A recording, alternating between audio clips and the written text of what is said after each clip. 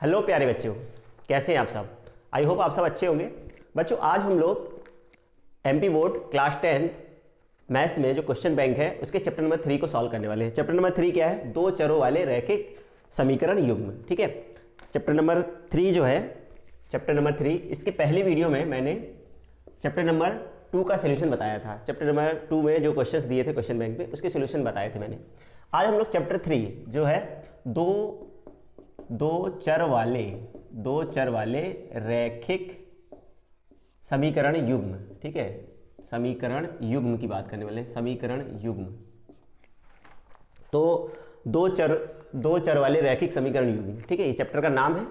इसके हम लोग सोल्यूशन करने वाले क्वेश्चंस के। ठीक है, तो क्वेश्चन पे जाने से पहले हम लोग कुछ बेसिक चीज़ें समझ लेते हैं। ठीक है, मैं डायरेक्ट क्वेश्चन कराने लगूँ, सॉल्व कराने लगूँ तो इससे अच्छा है कि अपन थोड़ा कॉन्सेप्ट समझे। कॉन्सेप्ट अगर आपने समझ लिया तो क्वेश्चंस करने में आपको ईजी होगा। ठीक है, देखिए दो चर वाले रैखिक समीकरण को हम लोग जनरली ऐसे ax plus B Y plus C equal to 0, ये दो चर वाले रैखिक समीकरण युग्म का व्यापक रूप है, या हम बोले सामान्य समीकरण है, व्यापक समीकरण है। ठीक है, व्यापक समीकरण कहते हैं। व्यापक समीकरण मतलब दो चर वाले युग्म समीकरण को हम लोग ऐसे दर्शाते हैं। ठीक है, तो जैसे for example 2x plus 3y plus 6 equal to 0, ये एक दो चरों वाला रैखिक समीकरण है। दो चर, इसमें x और y दो चर हैं। ठीक है, दो चर वाले रैखिक समीकरण। रैखिक समीकरण क्यों बोलते हैं? क्योंकि यहाँ x और y की अधिकतम घात कितनी है? x और y की जो घात है वो कितनी है? एक है। घात कितनी है? एक, x और y की, इसलिए रैखिक। एक मतलब होता है रैखिक घात, है ना। रैखिक मतलब एक घात, तो यहाँ पे घात कितनी है? एक है, इसलिए हम लोग इसे बोल रहे हैं रैखिक। ठीक है, तो अगर हम लोग इस समीकरण से इसकी तुलना करें, है ना, तो इसमें तुलना करेंगे तो a की वैल्यू कितनी आएगी? a की वैल्यू आएगी 2, b की वैल्यू कितनी आएगी? 3, और c की वैल्यू कितनी आएगी? 6। ठीक है, और अगर कोई समीकरण दिया है 2x minus 6y plus 5 equal to 0, ऐसा कोई समीकरण दिया है, तो यहाँ a की वैल्यू कितनी हो जाएगी? 2, b की वैल्यू -6 और c की वैल्यू -5।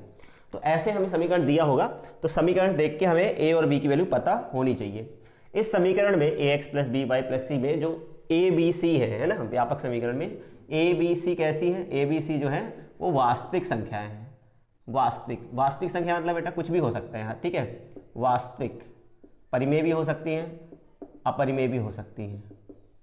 ठीक है, तो ax plus B Y plus c में a b c क्या है? वास्तविक संख्याएं। ठीक है, तो ऐसे समीकरण मिलेगा, इसे बोलते हैं रैखिक समीकरण।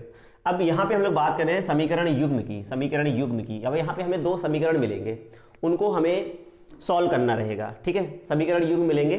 जनरली हम समीकरण को a1x b1y plus c1 equal to 0 तथा a2x b2y plus c2 equal to 0, ऐसे दो समीकरण मिलेंगे हमें।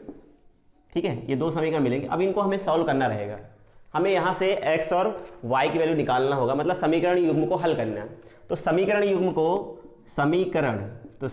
युग्म को हल करने की विधियाँ की बात करें, विधियाँ, तो ठीक है, इसमें जो है मेनली समीकरण को हल करने की विधियों की बात करेंगे हम लोग। मेथड टू सॉल्व ये दो इक्वेशन, समीकरण युग्म, है ना, दो चरों वाले रैखिक समीकरण युग्म। हमें दो समीकरण युग्म मिलेंगे, एक और दो समीकरण मिलेंगे। ठीक है, इन दोनों को हल करने की कई विधियाँ होती हैं। ठीक है, सबसे पहली विधि हम लोग बात करेंगे यहाँ पे प्रतिस्थापन। ठीक है, प्रतिस्थापन जो फर्स्ट मेथड है वो क्या है? प्रतिस्थापन। ठीक है, प्रतिस्थापन। ठीक, प्रतिस्थापन। दूसरा होता है, दूसरी विधि जो है वो है विलोपन। प्रतिस्थापन, विलोपन। और तीसरी जो विधि है वज्र गुणन विधि, सॉरी। ठीक है, तीन विधियां हमारे पास, प्रतिस्थापन विधि, विलोपन विधि, वज्र गुणन विधि, तीन विधियां हैं समीकरण को हल करने की। ठीक है, तो इन विधियों को हम लोग एक एक करके समझेंगे। ठीक, अच्छा, अब हमें दो समीकरण मिले होंगे। ठीक है, अब हमें, ये तो विधियां हैं, विधियां हम लोग कैसे समझेंगे? हम लोग क्वेश्चन के अनुसार, जो क्वेश्चन बैंक में क्वेश्चन दिए उनसे हम लोग क्वेश्चन लेंगे और उस क्वेश्चन बैंक में जो क्वेश्चन है उन विधियों को भी समझते ही चलेंगे। ठीक है, तो अभी बात हम लोग वहां पे इन विधियों की करेंगे। अब आगे बढ़ते हैं हम लोग। ठीक है, अब देखिए हमको दो समीकरण मिलेंगे, ऐसे दो समीकरण मिलेंगे,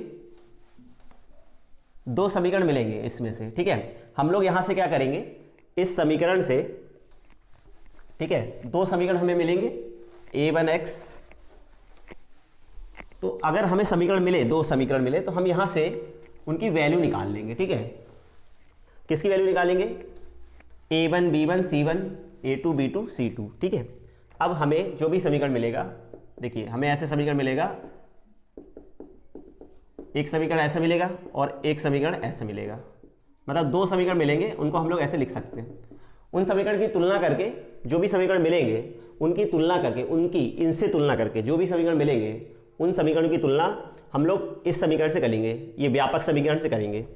a1x b1y c1 = 0, a2x b2y + c2, जो भी दो समीकरण हमें मिलेंगे उनकी तुलना इससे करना है। ठीक है, इससे हम लोग उनकी तुलना करेंगे। वहाँ से हम लोग क्या करेंगे? वहाँ से हम लोग निकालेंगे a1, ठीक है, तुलना करने के a1 b1 a1 b1 c1। दूसरा एक समीकरण की तुलना इससे करेंगे, यहाँ से a2 मिलेगा, b2 मिलेगा, c2 मिलेगा, ये वैल्यू मिलेंगी। इस समीकरण, इन दोनों समीकरण की तुलना करेंगे जो भी समीकरण दिए होंगे। सपोज करो हमारे पास समीकरण है 2x + 3y = 6, एक समीकरण है -6 = 0, x + y माइनस जो भी मान ले, इधर पे 4 कर देता हूँ, = 0। ऐसे दो समीकरण मिले, एक समीकरण ये है, एक समीकरण ये। तो इन दोनों समीकरण की, इसको समीकरण 1 नाम देंगे, इसको समीकरण 2 नाम देंगे। समीकरण 1 और 2 से, ठीक है, 1 और 2 की तुलना, 1 और 2 की तुलना हम लोग इससे करेंगे। ये व्यापक समीकरण है, व्यापक समीकरण से करने पर अपन लिखेंगे समीकरण 1 और 2 की तुलना व्यापक समीकरण से करने पर।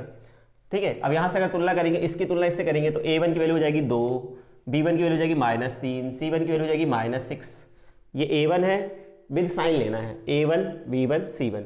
इधर कुछ नहीं लिखा मतलब 1 है, इधर कुछ नहीं लिखा मतलब 1 है, तो है ना, a2 हो जाएगा 1, b2 हो जाएगा 1, c2 हो जाएगा -4।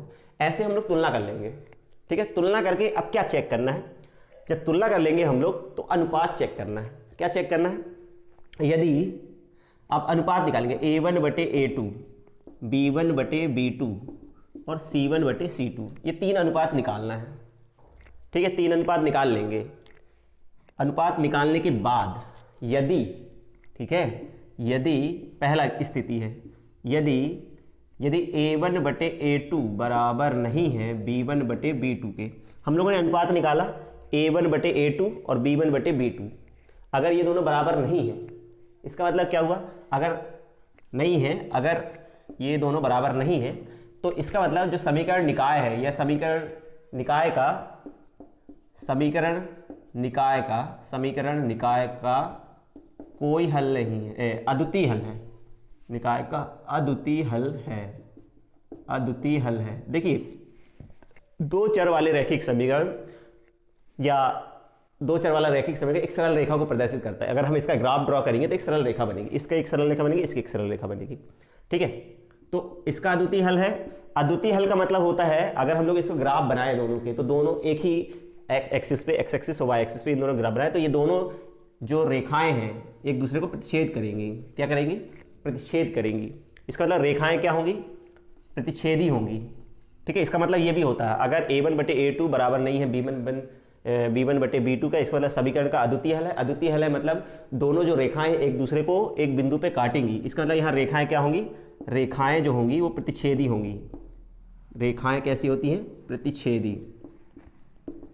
कंडीशन है प्रतिच्छेदी, रेखाएं प्रतिच्छेदी होंगी। ठीक है, प्रतिच्छेदी होंगी।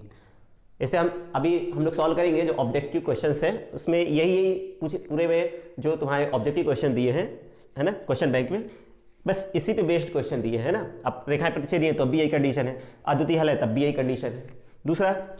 दूसरा यदि a1/a2 बराबर, ठीक है, b1/b2 बराबर नहीं है c1/c2 के, ये दोनों बराबर है, बस तीसरा बराबर नहीं है। ठीक है, तो इस स्थिति में निकाय का कोई हल नहीं होता है। निकाय का कोई हल नहीं, निकाय का कोई हल नहीं। इस स्थिति में निकाय का कोई हल नहीं है।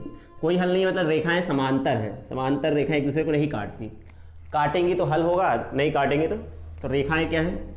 रेखाएं समांतर, ठीक है, रेखाएं समांतर, ये ग्राफिकल ग्राफ ही प्रदर्शन अगर करें, ग्राफ बनाए हम लोग, ठीक है, इसका ग्राफ बनाएंगे तो ऐसे होगा, इसका ग्राफ ही प्रदर्शन करेंगे तो, ठीक है। निकाय का कोई हल नहीं है अगर रेखाएं समांतर होंगी। अगर इस केस में ये दोनों अनुपात बराबर है, ये दोनों अनुपात बराबर, लेकिन तीसरा अनुपात बराबर नहीं है, तो निकाय का कोई हल नहीं है और इस स्थिति में रेखाएं क्या होंगी, समांतर। तीसरा केस क्या होगा, यदि a1/a2 बराबर है b1/b2 बराबर है c1/c2 के, तो इस केस में अगर ये तीनों रेशो बराबर हैं, तीनों अनुपात बराबर हैं, तो इसका मतलब रेखाएं क्या होती हैं, रेखाएं संपाती होती हैं, निकाय के अनंत हल होते हैं, निकाय के या समीकरण निकाय के, ठीक है, यहाँ पे समीकरण निकाय के अनंत हल है, अनंततः अनेक हल हैं, अनेक हल हैं या बहुत सारे हल हैं।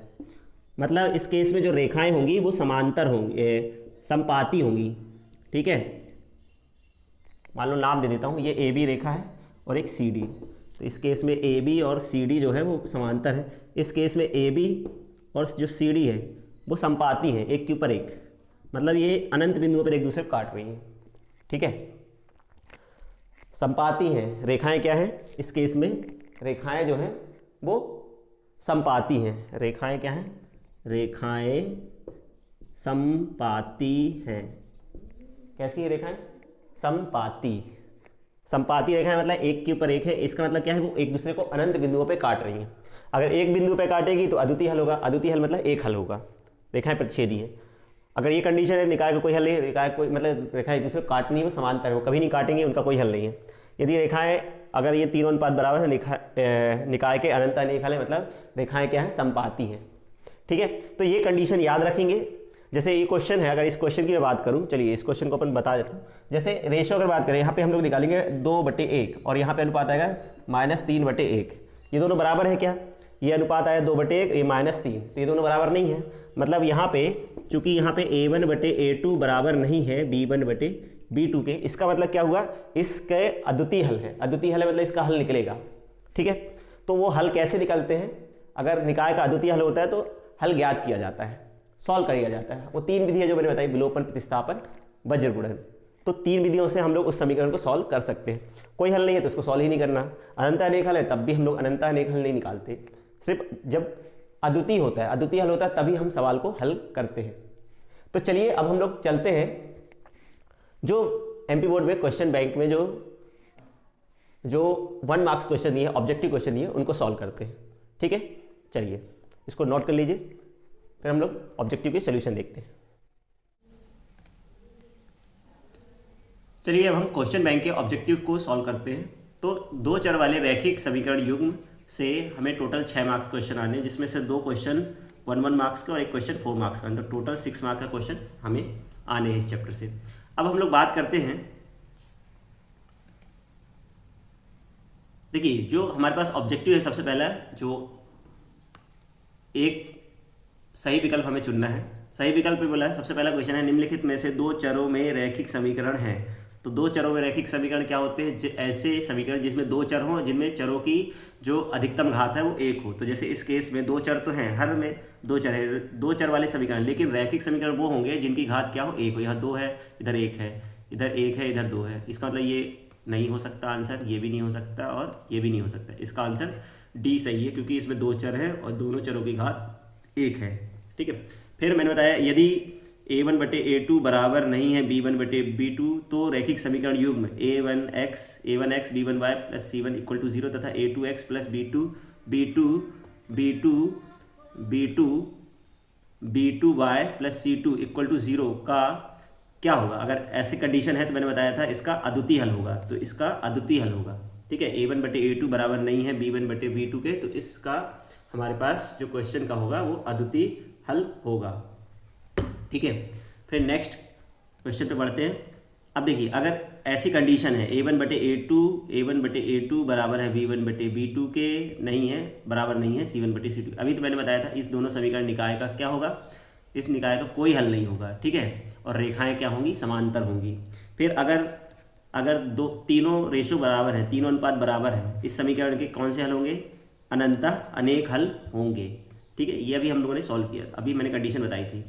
फिर अगर समीकरण दो समीकरण दिए हैं a1x b1y plus c1 equal to 0। इन दो समीकरण का अद्वितीय हल होने के लिए क्या कंडीशन है? अद्वितीय हल होने के लिए a1/a2 बराबर नहीं होना चाहिए b1/b2 के। देखिए वही क्वेश्चन है, दूसरे तरीके से ऑब्जेक्टिव में दिया है। फिर ये दो समीकरण का कोई हल नहीं है, कोई हल नहीं है तो फिर a1/a2 इसका आंसर ये है, ठीक है, इसका ऑप्शन बी सही है।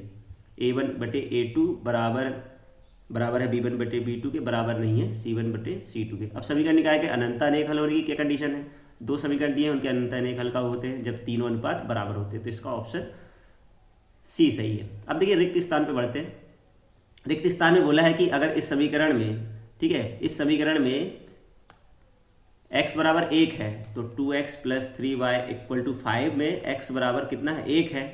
तो यहाँ x की वैल्यू 1 रख देंगे तो क्या आएगा हमारे पास? तो 2 इंटू 1 2 हो गया, 3y इक्वल टू 5। तो यहाँ से हम लोग निकालेंगे 3y is equal to 5 minus 2। तो 3y इज इक्वल टू 3, तो y इज इक्वल टू कितना? 3/3, कितना आ गया? 1। तो इसका मतलब यहाँ पे y की वैल्यू कितनी आएगी? 1, ठीक है। हमने x की वैल्यू रख के इसको सॉल्व कर दिया है, तो यहाँ पे वैल्यू मिल गई हमें। y की वैल्यू कितनी होगी? अगर x की वैल्यू 1 है तो y की वैल्यू कितनी होगी? y की वैल्यू 1 होगी। चलिए नेक्स्ट क्वेश्चन हमारे पास है ना। नेक्स्ट क्वेश्चन क्या है? यदि समीकरण ax प्लस by के रूप में रखा जा सकता है, वह समीकरण जिसको ax plus by plus c के रूप में रखा जा सकता है, जहाँ a b c क्या है? वास्तविक संख्या है। तो a और b तो अशून्य नहीं है ना, शून्य नहीं है। तो संख्या x और y में एक ये क्या है? ये है द्विघात वाला रैखिक समीकरण, ठीक है। तो इसे हम द्विघात रैखिक समीकरण कहते हैं, सॉरी दो चर वाला रैखिक समीकरण कहते हैं।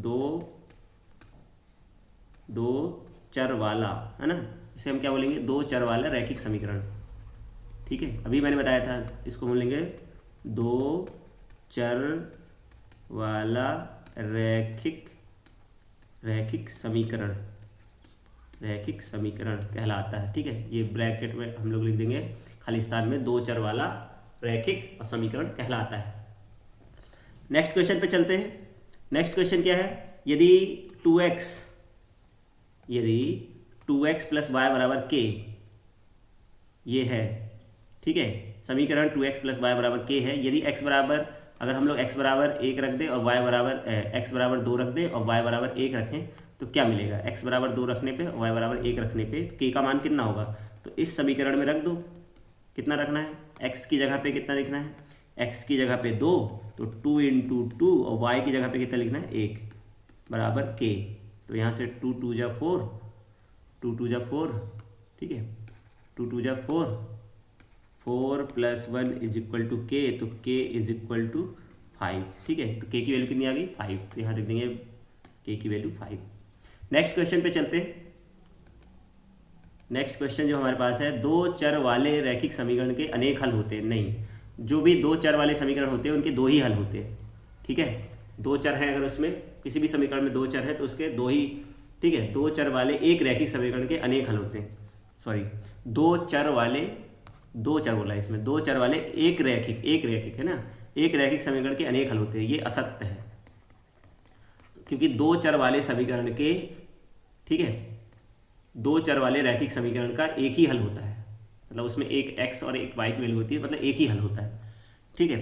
रैखिक समीकरण का प्रत्येक हल उसको निरूपित करने वाली रेखा पर स्थित होता है, ठीक है। रैखिक समीकरण का प्रत्येक हल उसको निरूपित करने वाली, हाँ बिल्कुल सही।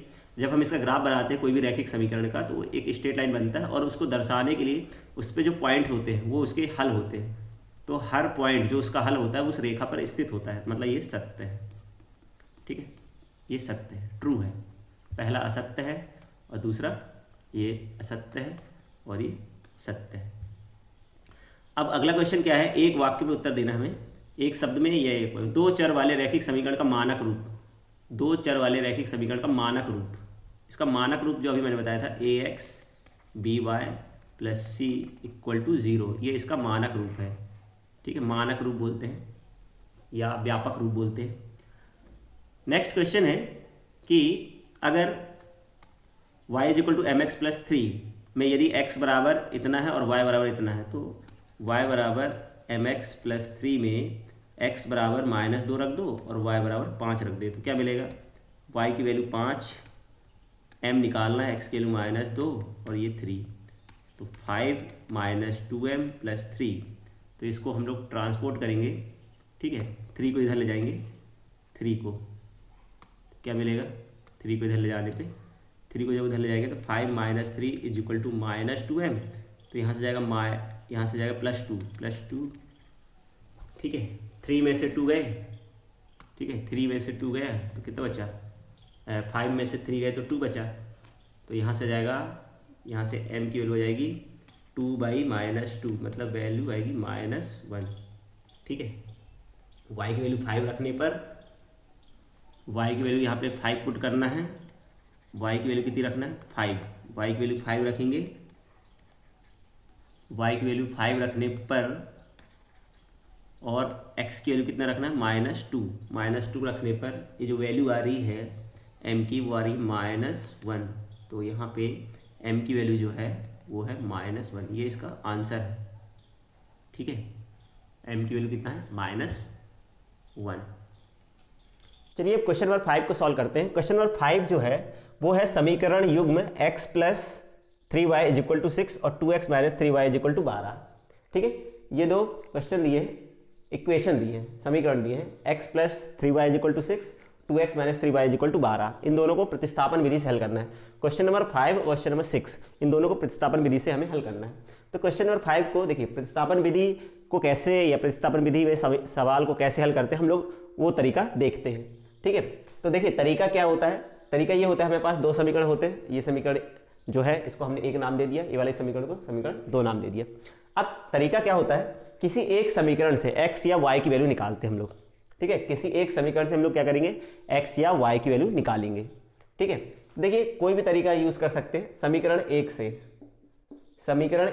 ठीक है, समीकरण 1 से यहाँ से x + 3y = 6, तो यहाँ से हम लोग चाहे x की वैल्यू निकाल लो, चाहे y की वैल्यू निकाल लो, ठीक है। x की वैल्यू यहाँ से निकाल लेते हैं, x की वैल्यू हमने निकाली 6 - 3y, ठीक है, ये समीकरण 3 हो गया। तो समीकरण अब क्या करेंगे, समीकरण 2 में x का मान समीकरण 3 से रखने पर, ठीक है, तो समीकरण 3 में x का मान इतना है, इसको समीकरण 2 में रखना है, तो क्या मिलेगा, 2 × 6 - 3y = 12, तो 12 इसका मल्टीप्लाई कर देंगे, 12 यहाँ हो जाएगा,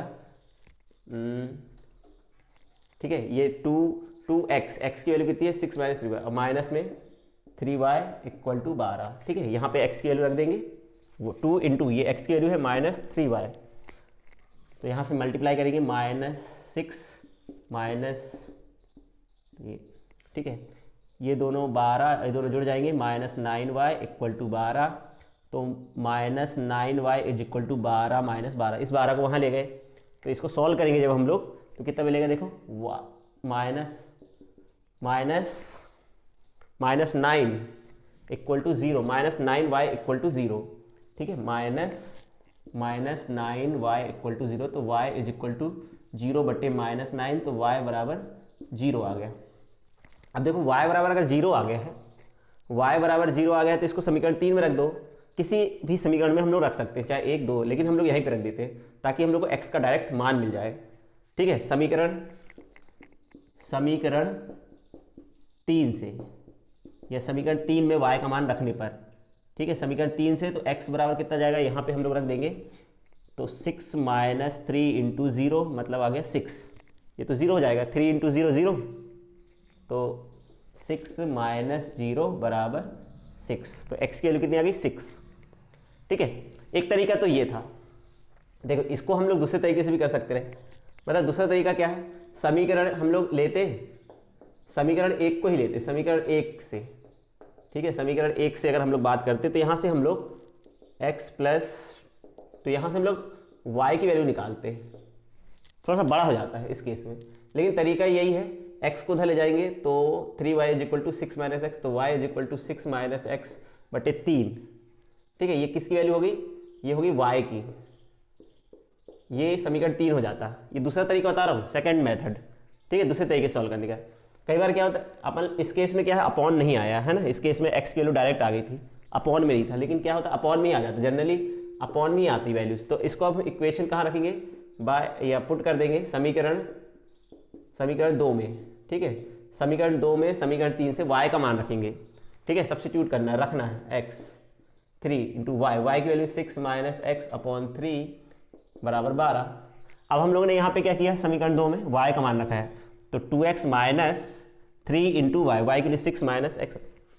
अब क्या है देखो, ये 3 से 3 कट गया, तो 2x 6 माइनस एक्स बराबर 12, तो 2x माइनस 6 इसको प्लस x बराबर 12, ठीक है। अब इसको ले जाएंगे हम लोग, x 2x और x 3x हो गया, माइनस 6 बराबर 12, तो 3x और 6 को ले जाओगे 12 प्लस 6, तो 3x बराबर 18, तो x बराबर 18/3, मतलब x की वैल्यू कितनी आ गई 6, x की वैल्यू 6 आ गई, 6 आ गई, x की वैल्यू 6 आई। इस 6 को हम लोग कहाँ रख देंगे, यहाँ पे, तो x की वैल्यू 6 रखेंगे जैसे ही समीकरण में, ठीक है, समीकरण 3 में x का मान रखेंगे, तो y बराबर 6 माइनस 6/3, तो y बराबर 0/3, तो y बराबर 0, ठीक है। तो x की वैल्यू यहाँ से 6 और y की वैल्यू कितनी आ गई 0।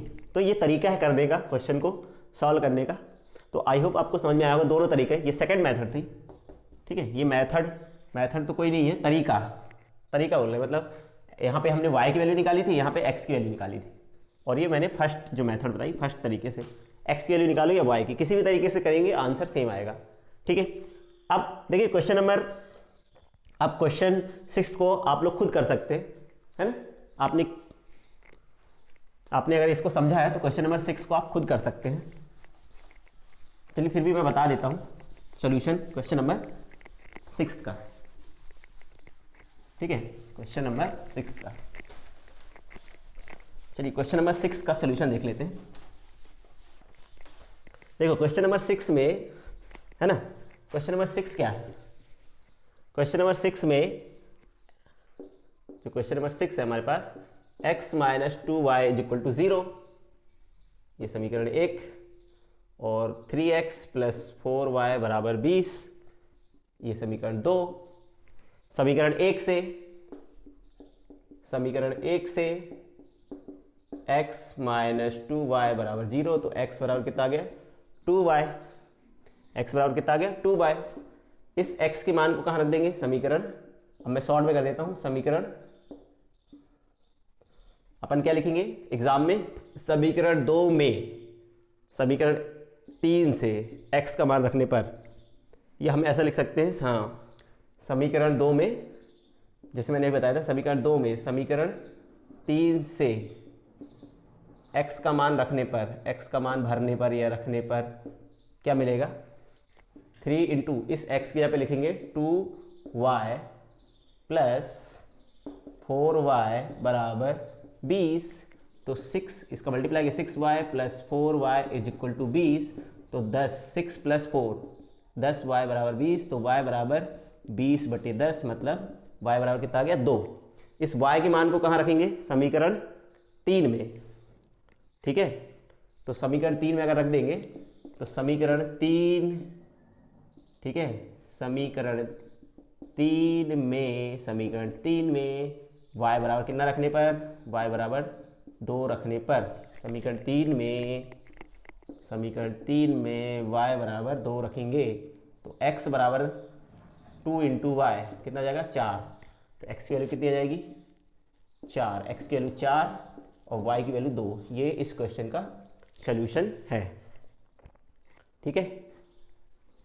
ये क्वेश्चन नंबर 5 हमने सॉल्व कर लिया। क्वेश्चन नंबर 6, अब बात करते हैं क्वेश्चन नंबर 7 की, ठीक है। क्वेश्चन नंबर 7 की, देखिए क्वेश्चन नंबर 7 क्या है, क्वेश्चन नंबर 7 है संख्याओं का अंतर, ठीक है। दो संख्याएं हैं, दो संख्याओं का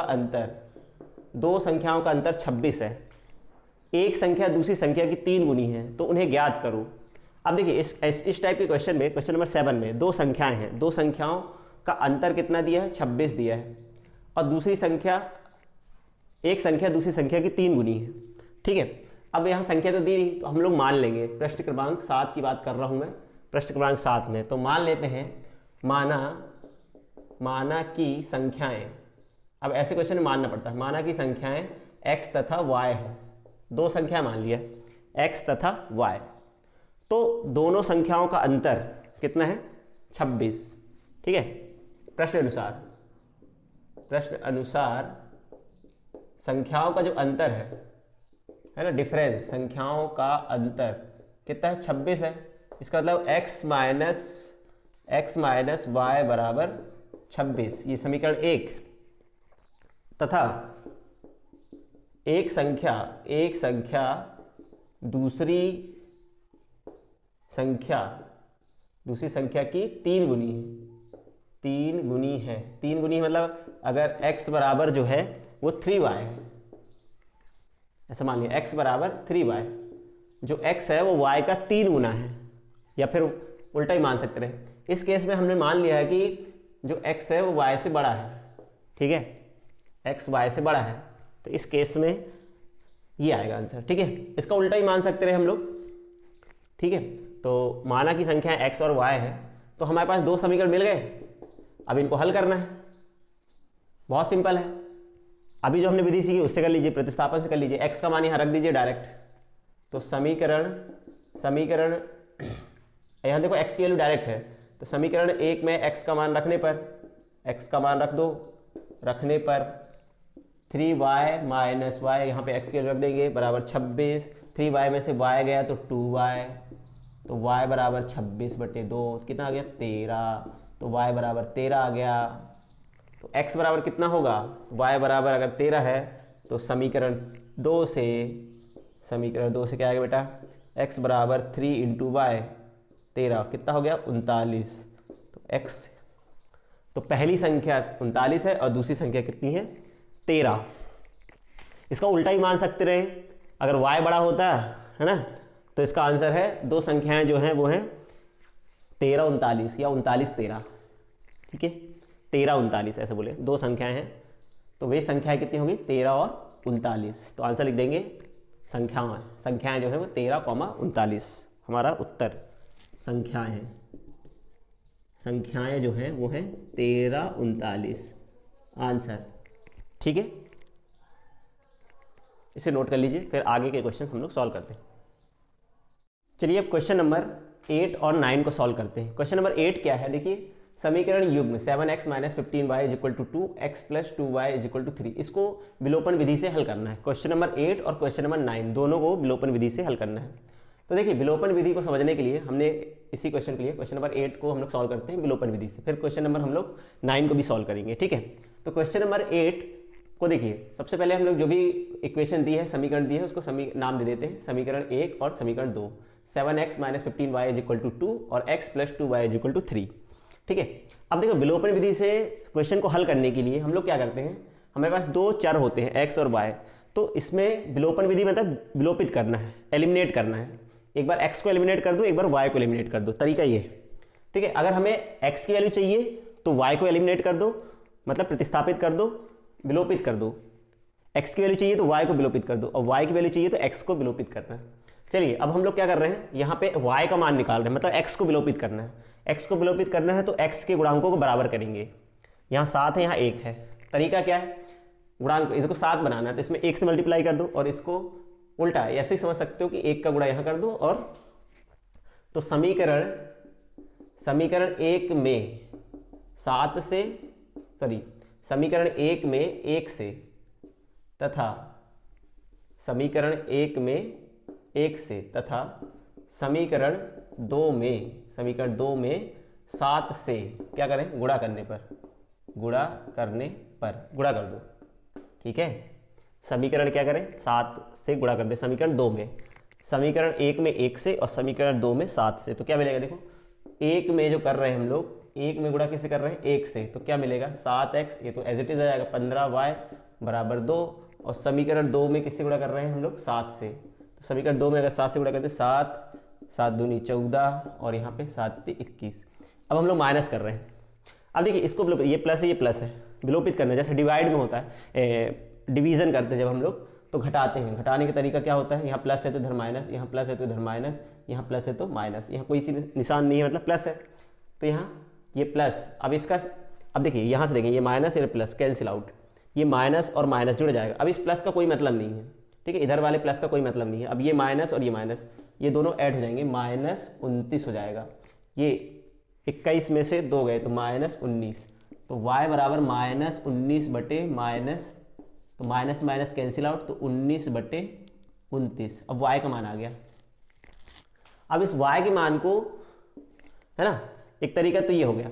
दूसरा, अगर y का मान निकालना है तो हम लोग क्या करें, एक तरीका ये है कि y के मान को हम लोग कहाँ रख देते, ठीक है, मान लो ये समीकरण है, तो समीकरण 3 से y का मान समीकरण काहे में रख दे, समीकरण 2 में रख दो। समीकरण 2 में रखने पर क्या मिलेगा, समीकरण 2 में रखने पर रख देंगे x + 2, y का मान आ जाएगा 19 बटे 29 बराबर 3, तो x प्लस, इसको अंदर मल्टीप्लाई कर दो 2 का, 38 बटे 29, ठीक है, 38 बटे 29 बराबर 3, तो x बराबर 3 माइनस, इसको उधर ले जाएंगे तो 38 बटे 29, तो इसका अंदर मल्टीप्लाई करेंगे तो आएगा 87, सॉरी एलसीएम ले लें, 1 और 29 का एलसीएम, तो 29 आएगा, 29 का यहाँ तिरा गुड़ा, 1 के इधर गुड़ा, तो x बराबर, ठीक है, तो कितना आ गया, घटाना है 87 में से, तो 87 माइनस 38 कितना आएगा, 17 में से 8 गए तो बचे कितने, 17 में से 8 गए तो कितना बचा, यहाँ पे 17 में से 8 गए तो 9, और यहाँ पे 7 में से तो कितना आ गया, 49 बटे 29, कितना आ गया, 49 बटे 29, ये आ गया 49 बटे 29। तो यहाँ से x की वैल्यू ये आ गई और y की वैल्यू, y की वैल्यू ये है, x की वैल्यू ये है। अब देखिए दूसरा तरीका ये हो सकता रहा इसको हल करने का, अपन डायरेक्ट y की वैल्यू निकाल लेते इधर से, डायरेक्ट x की वैल्यू निकाल सकते रहे, किसको, y को एलिमिनेट करके, ठीक है, हमें x की वैल्यू चाहिए, जैसे हम लोग को यहाँ पे y चाहिए था, तो y चाहिए तो हमने x को एलिमिनेट कर दिया, ये विलोपित कर दिया। अब अगर x चाहिए तो हम यहाँ से y को विलोपित कर सकते रहे, और y कैसे विलोपित होता है ना, हम लोग एक में क्या करते, एक में 2 से मल्टीप्लाई करते, इस इक्वेशन में 2 से मल्टीप्लाई, इसको 30 करना है, इसको भी 30 करना है, तो 15 में 2 से गुणा करेंगे, मतलब 2 इधर, 2 का यहाँ मल्टीप्लाई और 15 का यहाँ, ठीक है, तो क्या करते, यहाँ पे 2 से गुणा करते, तो 14x, यहाँ पे 30y बराबर 4, और जो 2 है, 2 में हम 15 से मल्टीप्लाई करते, तो 15x यहाँ पे हो जाता, 15 से 15 दूनी 30, और ये 45। तो देखो, अब देखो यहाँ पे ये ऑलरेडी बराबर हो गए, और ये प्लस माइनस ऑलरेडी घट रहा है, घटेगा कब, जो दोनों को जोड़ देंगे, दोनों को जोड़ने पर, ठीक है, जोड़ने पर, और यहाँ क्या कर रहे थे, घटाने पर, ये घटाने में चिन्ह साइन को बदलते हैं, और जोड़ने पर साइन को बदलते नहीं, जोड़ दिए, तो ये 15 और 14 29x, और यहाँ से ये जुड़ जाएगा 49, तो x बराबर 49 बटे 29, तो x की वैल्यू आ गई। तो ऐसे भी किया जा सकता है डायरेक्ट, तो प्रतिस्थापन विधि को करने का तरीका है। तो इस तरह से हम लोग इस क्वेश्चन को सॉल्व कर सकते हैं, ठीक है, 2 तरीके बता दिए। अब क्वेश्चन नंबर 9 पे चलते हैं, ठीक है, क्वेश्चन नंबर 9 को सॉल्व करते हैं। क्वेश्चन नंबर 9, ठीक है, आप लोग खुद भी कर सकते हैं, ठीक है, x की वैल्यू निकाल के मैं बता देता हूं, और y की वैल्यू आप लोग खुद निकाल लेना, ठीक है। देखिए सबसे पहले जैसे मैंने बोला, कोई भी समीकरण अगर मिले तो उसे पहले समीकरण नाम दो, ठीक है, इसको समीकरण पहले, ये कैसे भी लिखा है समीकरण कोई दिक्कत नहीं, इसको ऐसा लिखा है इस समीकरण में। अब हम लोग समीकरण क्वेश्चन नंबर 9 की बात कर रहे हैं, ठीक है, क्वेश्चन नंबर 9 की, चलिए क्वेश्चन नंबर 9 पे चल रहे हैं अपन लोग। तो क्वेश्चन नंबर 9 में जो है हमारे पास क्या है, question number 9, 3x plus 5y minus 8 बराबर 0, ये समीकरण क्या है हमारे पास, समीकरण 8, समीकरण इस क्वेश्चन नंबर 9 का समीकरण 1 है, ठीक है, 3x प्लस 5y = 8। तो देखो ये समीकरण 1 हो गया। इसी तरह ये जो समीकरण है, समीकरण 9, ठीक है। समीकरण जो दूसरा है 9x + 2y + 7, तो इसको कैसे लिखेंगे, इस पूरे चीज़ को इधर ले जाओ, इसको इधर पक्षांतर करेंगे, इसको भी इधर, तो 9x - 2y - 7 = 0। ठीक है, इन दोनों को हम लोगों ने इस तरफ ले गए, y को ले जाएंगे तो माइनस हो जाएगा, 7 को भी, तो ये समीकरण 2 हो गया। अब देखिए विलोपित करना है, अब जिसको आपको विलोपित करना हो कर सकते हैं। ठीक है, समीकरण 1 में हम लोग गुणा कर ले रहे हैं किससे, समीकरण 1 में देखिए चाहे तो आप यहाँ 3 से मल्टीप्लाई करें तो इधर 9 से 27 हो जाएगा। मैं वैसे नहीं कर रहा हूँ, मैं क्या कर रहा हूँ, समीकरण 1 में 2 से गुणा कर रहा हूँ। क्यों, मेरे को इसको 10 बनाना है और इसको भी 10 बनाना है। आप इधर 9 का गुणा कर दो, यहाँ 3 का गुणा कर दो, तो x विलोपित हो जाएगा, y की वैल्यू निकल आएगी। मैं क्या कर रहा हूँ, मैं y को विलोपित करूँगा, x की वैल्यू निकाल रहा हूँ। ठीक है, तो यहाँ पे मैंने 2 से मल्टीप्लाई किया, तो 6x + 10y माइनस इधर 2 से गुणा करेंगे तो 16 हो जाएगा बराबर 0। और यहाँ हम लोग गुणा कर रहे हैं 5 से। ठीक है, समीकरण 2 में किससे गुणा करेंगे, 5 से, तो 9 × 45x और यहाँ 5 दूरी 10, 10y, और यहाँ पे 5 से गुणा करेंगे तो कितना हो जाएगा, 35 बराबर 0। जोड़ देंगे, जोड़ना है क्योंकि ये ऑलरेडी घट रहा है, तो जोड़ेंगे, जोड़ने पर, ठीक है, जोड़ने पर ये कट जाएगा, इन दोनों को जोड़ देंगे तो 51। ठीक है, 51x, और यहाँ पे ये दोनों माइनस, ये भी जुड़ रहा है तो 51 हो जाएगा, ये भी 51 बराबर 0। तो 51x, इसको 51 को उधर ले जाएंगे तो प्लस का हो जाएगा, +51, तो x बराबर 51 बटे x, 51 से 51 कट जाएगा तो 1 आएगा। x की वैल्यू कितनी आ गई, 1। ठीक है, अब x की वैल्यू 1 आ गई, तो चाहे तो आप दूसरी तरीके से करें या ना करें। अभी मैंने किसको, y को विलोपित किया तो x का मान निकल आया। अब उल्टा भी कर सकते रहे, है ना, जैसे मैंने बोला था x को विलोपित करते तो y की वैल्यू निकल आती, लेकिन ये करने की जरूरत नहीं है। हम लोग डायरेक्ट क्या करें, समीकरण 1 में x = 1 रखने पर डायरेक्ट रख दो आप, अब दूसरा विलोपित करने की जरूरत नहीं है। आप इस x की वैल्यू को समीकरण 1 में रख दो या समीकरण 2 में रख दो, तो 3 × 1, x की वैल्यू कितना रखेंगे, 1, 3 × 1 + 5y - 8 = 0, तो 3 + 5y - 8 = 0। ठीक है, 3 माइनस का 8 और 3 कितना हो गया, ये -5 = 0। 8 में से 3 गए तो 5 बचा, तो 5y = 5, तो y = 5/5, y = 1। ठीक है, तो ये आ गया, तो x का मान 1 और y का मान 1। तो ये क्वेश्चन नंबर 9 हो गया। ठीक है, तो ये क्वेश्चन नंबर 9 का सोल्यूशन है। अब देखिए क्वेश्चन नंबर, हम लोग बढ़ते हैं क्वेश्चन नंबर 10 पे। देखो क्वेश्चन नंबर 10 जो है, ठीक है, अब मैं क्या करूंगा, अब मैं सभी क्वेश्चंस के, अब जो भी बचे हुए क्वेश्चंस हैं, मैं उनकी इक्वेशन बनाऊंगा। ठीक है, इसमें वर्ड प्रॉब्लम दी है, शब्दिक, है ना, शब्द मतलब भाषा वाले क्वेश्चन दिए हैं। अब हम लोग इनकी इक्वेशन बनाएंगे, और इक्वेशन बनाने के बाद हम लोग कोई भी विधि से सॉल्व कर सकते हैं। हमने प्रतिस्थापन सीख ली, विलोपन सीख ली, अब एक और विधि बची है, वो है वज्रगुणन। ठीक है, वज्रगुणन विधि मैं वहीं पे बताऊंगा जब क्वेश्चन आएगा उसका, वज्रगुणन का। ठीक है, जब मैंने बताया कि अपन किसी भी क्वेश्चन को किसी विधि से कर सकते हैं। ठीक है, लेकिन सबसे आसान विधि मेरे को लगती है विलोपन। अगर आपको समझ में आती है तो विलोपन विधि सबसे सही है, नहीं तो अगर विलोपन से नहीं करना तो प्रतिस्थापन से कर लो। ठीक है, वज्रगुणन बहुत बड़ी पड़ जाती है। चलिए देखिए क्वेश्चन नंबर जो 10 है, क्वेश्चन नंबर 10 जो है उसमें लिखा है 2 व्यक्तियों की आयों का अनुपात 9:1 है। आय का अनुपात दिया है और उनके खर्चों का अनुपात 4/3 है। यदि प्रत्येक व्यक्ति महीने में 2000 रुपये बचा लेता है तो उनकी मासिक आय ज्ञात करो। व्यक्तियों की आय का अनुपात दिया है। ठीक है, व्यक्तियों की आयों का अनुपात दिया है, उनके खर्चों का अनुपात कितना है। तो देखिए मान लेते हैं, माना, ठीक है, जो अपन को दिया है आयों का अनुपात, ठीक है, कितना है, 2 व्यक्ति हैं, तो मान लेते हैं पहले व्यक्ति की जो आय है, पहले व्यक्ति की आय जो है, क्योंकि देखो आयों का अनुपात दिया है 9:1 ये आय का अनुपात दिया है और खर्चों का अनुपात कितना दिया है, खर्चों का अनुपात दिया है 4:3। ठीक है, मैं क्वेश्चन बैंक से क्वेश्चन लिख रहा हूँ, क्वेश्चन बैंक मेरे हाथ में है, क्वेश्चन बैंक से मैं क्वेश्चन पढ़ रहा हूँ। आप क्वेश्चन बैंक आपने मिला होगा स्कूल से या उसका प्रिंट आउट आप ले लीजिए। ठीक है, खर्चों का अनुपात, तो मान लेते पहले व्यक्ति की आय 9x है और दूसरे व्यक्ति की जो आय है, दूसरा जो व्यक्ति है उसकी आय, व्यक्ति की आय, दूसरे व्यक्ति की जो आय है वो 7x।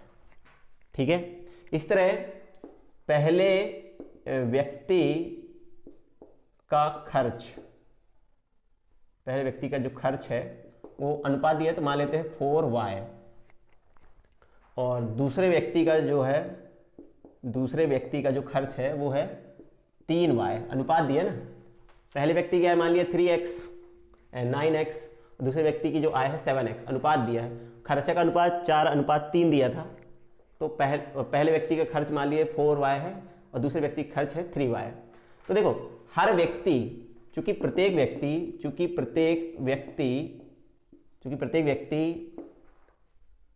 2000 रुपये महीने बचाता है, इसका मतलब क्या हुआ, पहले व्यक्ति का जो आय है और उसका खर्चा इतना है, तो इन दोनों का बचत कितनी होगी, बचत, पहले व्यक्ति की बचत, पहले व्यक्ति की बचत कितनी हो गई, 9x minus 4y is equal to 2000। ये समीकरण 1 हो गया। दूसरे व्यक्ति की बचत कितनी है, दूसरे व्यक्ति की बचत कितनी होगी, इसका इनकम इतनी है और खर्चा इतना है, तो 7x minus 3y equal to 2000। अब देखिए 2 समीकरण बन गए। अब इन दोनों समीकरण को आप किसी भी विधि से हल कर सकते हैं। ठीक है, कौन सी विधि आपको जो है ना, जो भी विधि आपको उचित लगे आप, ठीक है, जो भी विधि आपको उचित लगे यहां से वैल्यू निकाल लीजिए। ठीक है, तो यहां से हम लोग वैल्यू निकाल सकते हैं समीकरण। अब देखो समीकरण 1 में हम लोग क्या कर दें, समीकरण 1 में हम लोग गुणा कर दे रहे हैं 3 से, या चलिए 3 से ही गुणा कर देते हैं। समीकरण 1 में 3 से गुणा कर देता हूँ, तो 27x, यहाँ पे 12y बराबर 6000, और 2 में मैं गुणा कर दे रहा हूँ समीकरण 2 में किससे, 4 से, तो 28, और यहाँ पे कितना आएगा, 4 से तो 12y, और यहाँ पे 4 दूनी 8, घटा देंगे, माइनस प्लस माइनस, तो ये यहाँ से कितना जाएगा x, तो माइनस x, और ये कैंसिल आउट, बराबर ये कितना आ जाएगा माइनस 2000, तो x बराबर कितना आ गया 2000। ठीक है, x की वैल्यू कितनी आ गई 2000, x की वैल्यू 2 आ गई। इसका मतलब पहले व्यक्ति की जो इनकम है वो कितनी है 18,000 और दूसरे व्यक्ति की 14,000। तो हमें क्या बोला था इसमें, प्रत्येक व्यक्ति की आय बताओ। ठीक है, तो x की वैल्यू निकाल ली हमने, तो आय कितनी हो जाएगी, पहले व्यक्ति की जो आय है, पहले व्यक्ति की आय, ठीक है, पहले व्यक्ति की आय, पहले व्यक्ति की आय कितनी है, पहले व्यक्ति की जो आय है वो है 9x मतलब 9 गुणित 2000 मतलब 18,000। इसी तरह दूसरे व्यक्ति की कितनी हो जाएगी आय 7x मतलब 7 गुणित x कितना 2000 मतलब 14,000। ठीक है, तो ये क्वेश्चन नंबर 10 हो गया, इसे आप नोट कर लीजिए। फिर हम लोग क्वेश्चन नंबर 11 को सॉल्व करते हैं। क्वेश्चन नंबर 11 को सॉल्व करते हैं। देखिए क्वेश्चन नंबर 11 क्या है, ये जो क्वेश्चन है कि वज्र गुणन विधि से रिलेटेड क्वेश्चन है। तो इस क्वेश्चन में बोला गया है कि 2 समीकरण दिए हैं, ये समीकरण निकाय दिया हुआ, इस समीकरण निकाय में चेक करना है कि इस समीकरण के अद्वितीय हल है, इस समीकरण निकाय का अद्वितीय हल है, कोई हल नहीं है, या अपरिमित रूप से अनेक हल है। यदि इसके अद्वितीय हल है, यदि इसका अद्वितीय हल है तो इसे वज्र गुणन विधि से हल करना है। क्वेश्चन में ऐसा बोला गया है। ठीक है, तो देखिए जब भी चेक करना हो वज्र गुणन विधि में, हमें चेक करना है कि इसके अद्वितीय हल है, कोई हल नहीं है, या अनंत अनेक हल है। तो सबसे पहले इसको व्यापक समीकरण के रूप में लिखा जाता है या मानक रूप में लिखा जाता है। तो मानक रूप में कैसे लिखा जाता है, इस समीकरण को ax ax plus B Y plus C equal to 0 के रूप में लिखा जाता है। मतलब अचर पद को उस तरफ लेके जाएंगे हम लोग, ठीक है। तो देखिए इसको हम लोग लिखेंगे, इस वाले समीकरण को 2x प्लस वाई माइनस 5 बराबर 0, ये समीकरण 1 हो गया। इस वाले समीकरण को क्या लिखेंगे 3x प्लस 2y माइनस 8 बराबर 0। अब समीकरण 1 और 2 की तुलना, ठीक है, समीकरण 1 तथा 2 की तुलना, समीकरण 1 तथा 2 की तुलना कैसे करेंगे, तुलना a1x व्यापक समीकरण, ठीक है, व्यापक समीकरण, मानक समीकरण भी लिख सकते हो, मानक समीकरण b1y प्लस c1 बराबर 0 तथा a2x b2y प्लस c2 बराबर 0 से करने पर इनसे तुलना करेंगे तो क्या मिलेगा। देखो a1 की वैल्यू, a1 मतलब होता है, ठीक है, a1 मतलब x का गुणांक, यहाँ पे पहले वाले समीकरण में x का गुणांक, ये हो जाएगा 2। b1 कितना, b1 मतलब y का गुणांक, इधर आ गया 1। c1 कितना हो गया -5, ठीक है, इस वाले समीकरण को देख रहे हैं। फिर समीकरण 2 से देखेंगे, समीकरण 2 को देखो, समीकरण 2 में a1 हो गया, a2 हो गया 3, b2 हो गया 2 और c2 हो गया -8। अब क्या करें हम लोग, अनुपात निकालते, ठीक है, अनुपात a1 बटे a2 कितना आएगा 2 बटे 3, b1 बटे b2 निकालेंगे कितना आएगा 1 बटे 2, c1 बटे c2 कितना आएगा -5 बटे -8, मतलब 5 बटे 3, 5 बटे 8, ठीक है, माइनस माइनस कैसे। अब देखिए चूंकि देखिए अगर ध्यान से देखें a1 बटे a2 2 बटे 3 है और b1 बटे 2 कितना है 1 बटे 2, ये दोनों अनुपात बराबर नहीं है। चूंकि a1 बटे a2 बराबर नहीं है b1 बटे b2 के, अतः समीकरण निकाय का अद्वितीय हल है, मतलब इसका एक हल है, अद्वितीय मतलब इसका एक हल है, इसको सॉल्व कर किया जा सकता है। तो वज्र गुणन विधि से अब हल करेंगे, तो वज्र, ठीक है, तो वज्र गुणन विधि का यूज़ करेंगे अब हम लोग, वज्र गुणन विधि या क्रॉस मल्टीप्लिकेशन। तो देखिए इसका फार्मूला ऐसा लिखा जाता है, ठीक है, कैसे लिखेंगे x y 1, यहाँ लिखते हैं b1 b2 c1 c2 a1 a2 b1 b2। अब देखो यहाँ पे मान रख देते हैं हम लोग, ठीक है, यहाँ पे मान रख देते हैं हम लोग, ठीक है, x y 1, ठीक है, यहाँ पे b1 b2 की वैल्यू रखेंगे 1 2, अब c1 c2 -5 -8, ठीक है। फिर बात करते हैं किसकी वैल्यू रखेंगे हम लोग, अब हम लोग वैल्यू रखेंगे किसकी, यहाँ पे a1 a2 कितना है, a1 a2 है 2 3, ठीक है, और b1 b2 की वैल्यू कितनी है 1 2। अब क्रॉस मल्टीप्लाई करेंगे, क्रॉस वज्र गुणन ना, वज्र गुणन मतलब क्रॉस मल्टीप्लिकेशन, हम लोग यहाँ पे क्रॉस मल्टीप्लाई करते हैं वैल्यूज का, 1 2 था यहाँ पे 2, ठीक है। क्रॉस मल्टीप्लाई करने पे देखिए क्या आता है, इसको सॉल्व करें हम लोग, तो देखिए यहाँ पे आएगा x, तिरक गुणा करेंगे 1 गुणित -8, बीच में माइनस लगाना है, 2 गुणित -5 y बटे तिरक गुणा करना है -5 गुणित 3, इसका यहाँ गुणा करना है, ठीक है, माइनस, ठीक है, -2 गुणित -8 1, यहाँ पे 1, इसका 2 दूनी 4 और 3 एकम 3, बीच में माइनस लगाना है, तो x कितना आएगा -8, इसका माइनस माइनस प्लस, तो यहाँ कितना जाएगा 10, यहाँ पे y इसके यहाँ गुणा करेंगे -15, माइनस माइनस प्लस कितना जाएगा यहाँ पे 8 दूनी 16, यहाँ पे 4 में से गया दिया गया।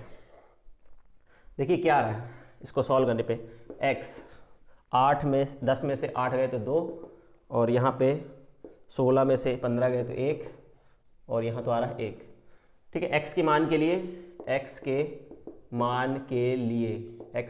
लिए x बटे 2 बराबर 1 बटे 1, मतलब x बराबर कितना जाएगा, तिरक गुणा कर देंगे तो 2, और यहाँ से y के मान के लिए y बटे 1 बराबर 1 बटे 1, तो y बराबर 1, ठीक है। तो यहाँ से x और y का मान मिल गया, तो x का मान 1 है, y का मान कितना है यहाँ पे 2, ठीक है, x का मान 2 y का मान 1। तो ये क्वेश्चन नंबर 11 को हमने सॉल्व किया। वज्रगुणन विधि में तुलना करना है। तुलना करने के बाद इस सूत्र को याद रखना है, b1 b2 c1 c2 a1 a2 b1 b2। ठीक है, जहाँ से स्टार्ट करते हैं वहीं पे जाते हैं, है ना। यहाँ से स्टार्ट करते हैं तो यहाँ से 1 2 -5 -8, फिर यहाँ पे जाते हैं ना -5 -8, फिर 2 3 2 3। तो आप तो ऐसे याद रख सकते हैं, b से स्टार्ट करना है, b1 b2 c1 c2 a1 a2 b1 b2। जहाँ से स्टार्ट करेंगे वहाँ पे ख़त्म करना है। फिर तिर्यक गुणा कर देते हैं, इधर पे वैल्यू रख के तिर्यक गुणा कर देते हैं, इसलिए इसको वज्रगुणन विधि भी कहते हैं। ठीक है, वज्रगुणन, क्रॉस, वज्र मतलब क्रॉस, वज्र की तरह क्रॉस मल्टीप्लिकेशन। ठीक है, तो इसे नोट कर लीजिए। नेक्स्ट क्वेश्चन पे चलते हैं अब हम लोग। मैं इसे रब कर देता हूँ, आप वीडियो पॉज करके नोट कर सकते हैं। नेक्स्ट क्वेश्चन पे हम लोग चलते हैं।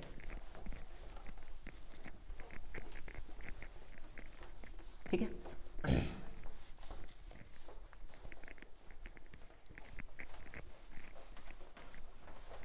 देखिए नेक्स्ट क्वेश्चन हमारे पास है जो क्वेश्चन नंबर 12 है। क्वेश्चन नंबर 12 में, ठीक है, क्वेश्चन नंबर 12 में देखिए क्या दिया है कि के किस मान के लिए निम्न रैखिक समीकरण युग्मों के अपरिमित हल होंगे। अपरिमित रूप से अनेक हल होंगे। एक समीकरण दिया है, मतलब 2 समीकरण दिए हैं ऐसे, और इसे बोला के किस मान के लिए इस समीकरण निकाय के अनेक हल होंगे। तो देखिए समीकरण की तुलना, इसकी तुलना कैसे करेंगे, a1x, आप पूरा लिख लेना, मैं पूरा नहीं लिख रहा हूँ, अभी मैंने जैसे लिखा था इसके पहले वाले समीकरण, इसके पहले वाले सवाल में, क्वेश्चन नंबर 11 में।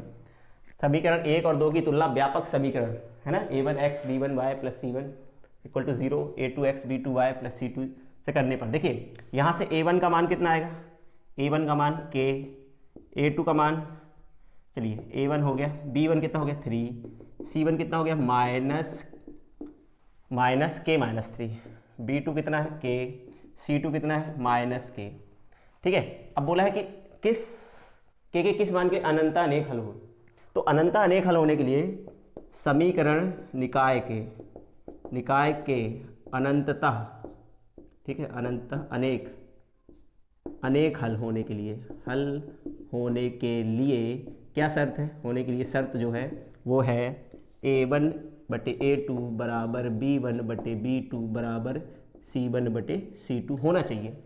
तो यहाँ पे a2 कितना है 12, तो k/12, a1 हो गया k, a2 हो गया 12, b1 हो गया 3/k बराबर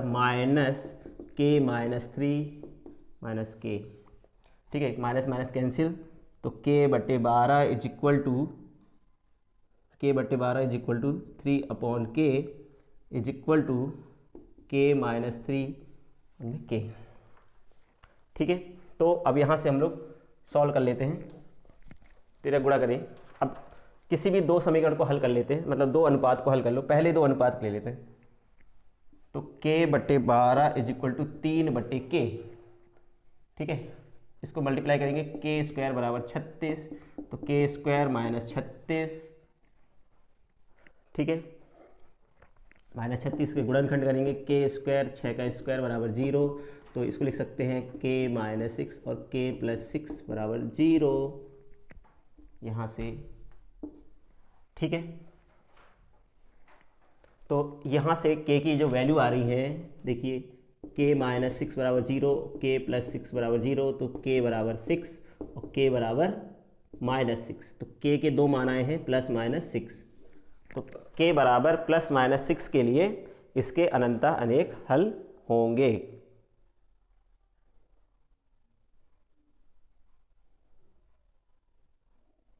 ठीक है, k बराबर +-6 के लिए, k का मान 6 भी हो सकता है, -6 भी हो सकता है। ठीक है, ये क्वेश्चन नंबर कौन सा है, क्वेश्चन नंबर 12। अब क्वेश्चन नंबर 13, क्वेश्चन नंबर 13 में क्या है, समीकरण युग्म x + y बराबर 14 और x - y बराबर 4, इसको हल करना है प्रतिस्थापन विधि से। तो प्रतिस्थापन विधि मैं करा चुका हूँ, इस क्वेश्चन को मैं नहीं करा रहा हूँ, प्रतिस्थापन विधि से डू यूर सेल्फ, इसको खुद करें तो अच्छा रहेगा। ठीक है, क्वेश्चन नंबर 13 मैंने करा दिया है, आप खुद कर सकते हैं। क्वेश्चन नंबर 13 से।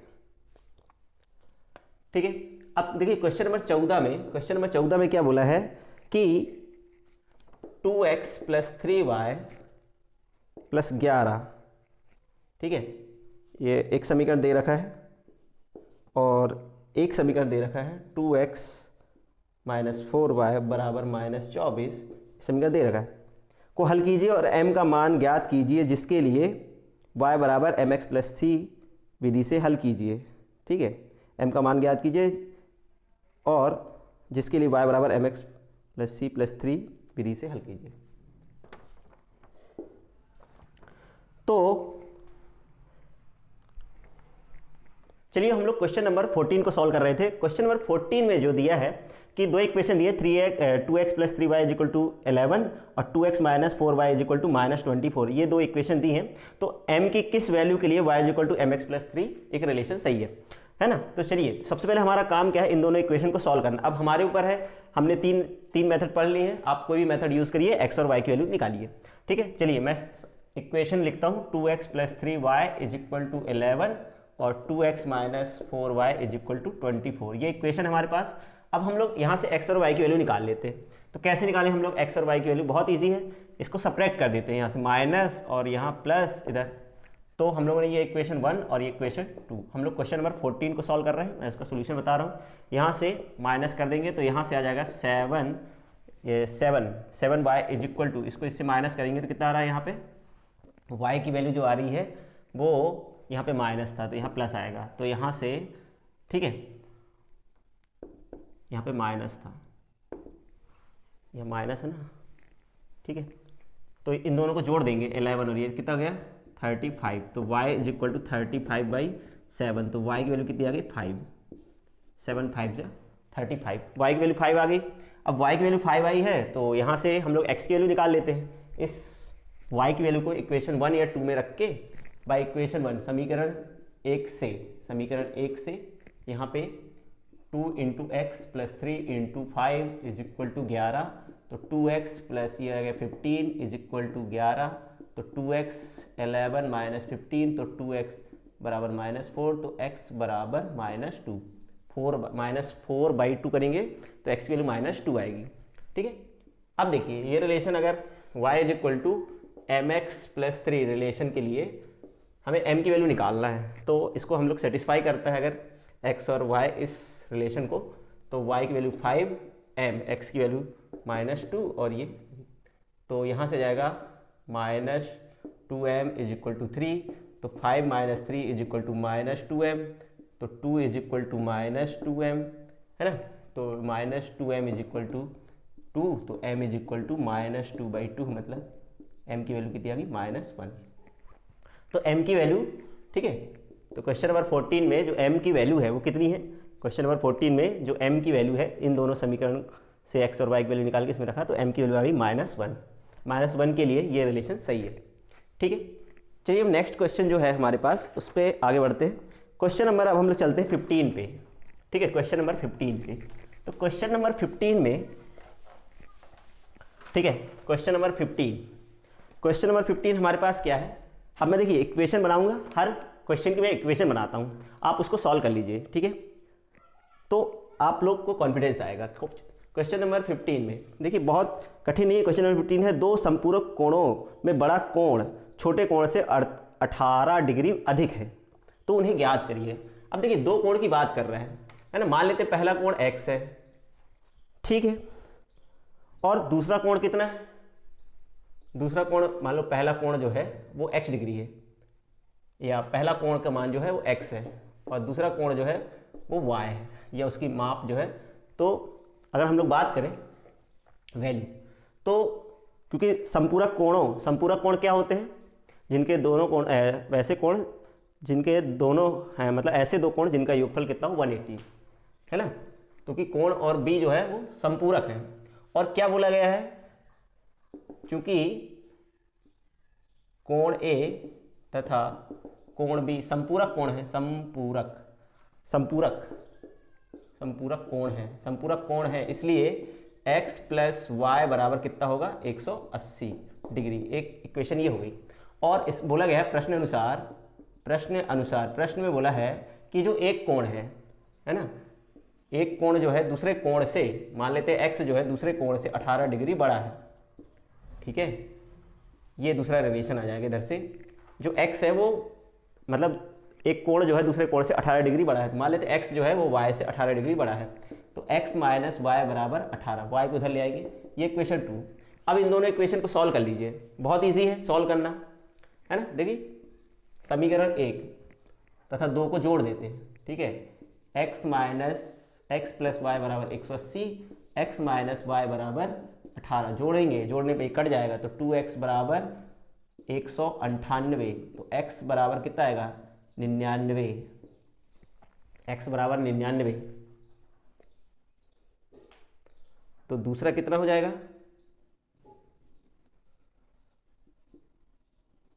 दोनों को जोड़ दिया हमने, ठीक है, 2x, दोनों को जोड़ने पर इतना आ रहा 180, तो 198, एक आगे 99, तो दूसरा कितना होगा, दूसरा उससे 18 अधिक है, तो x की वैल्यू अगर ये आई है तो दूसरा कितना आएगा, दूसरा जो आएगा यहाँ से हम लोग निकाल सकते हैं समीकरण 1 या 2 से, किसी से भी, x माइनस वाई बराबर कितना है 18, तो यहाँ से x की वैल्यू 99 माइनस वाई बराबर 18, तो y बराबर कितना आएगा यहाँ से 99 माइनस 18, तो y बराबर कितना आएगा, इसको घटा देंगे तो वो आ जाएगा, ठीक है, ये 81, एक हो गया 81 और एक हो गया 99, एक हो गया 99 और एक हो गया, ठीक है, एक कोण है 99 डिग्री का, एक कोण है 81 डिग्री का। तो ये क्वेश्चन नंबर 14 का, क्वेश्चन नंबर 15 का सोल्यूशन हो गया, ठीक है। अब बढ़ते हैं क्वेश्चन नंबर 16 पे, फटाफट क्वेश्चन को हम लोग इक्वेशन बना लेते हैं, ठीक है, मैं इक्वेशन बना देता हूँ, आप उनको इक्वेशन को सॉल्व कर सकते हैं। अब देखिए क्वेश्चन नंबर हम लोग बात करने वाले हैं 16 की, क्वेश्चन नंबर 16 पे बढ़ते हैं। क्वेश्चन नंबर 16 में देखिए, एक क्रिकेट टीम के कोच ने 7 बल्ले और 6 गेंदें 3800 रुपये में खरीदी, ठीक है, बाद में उसने 3 बल्ले और 5 गेंद 1750 रुपये में खरीदी, तो प्रत्येक बल्ले और प्रत्येक गेंद का मूल्य बताओ, ठीक है। मान लेते हैं एक बल्ले की कीमत, माना एक बल्ले, बैट है ना, बल्ले की कीमत जो है वो कितना है x रुपये, ठीक है, और एक गेंद की कीमत y रुपये है, ठीक है, x और y मान लेते हैं।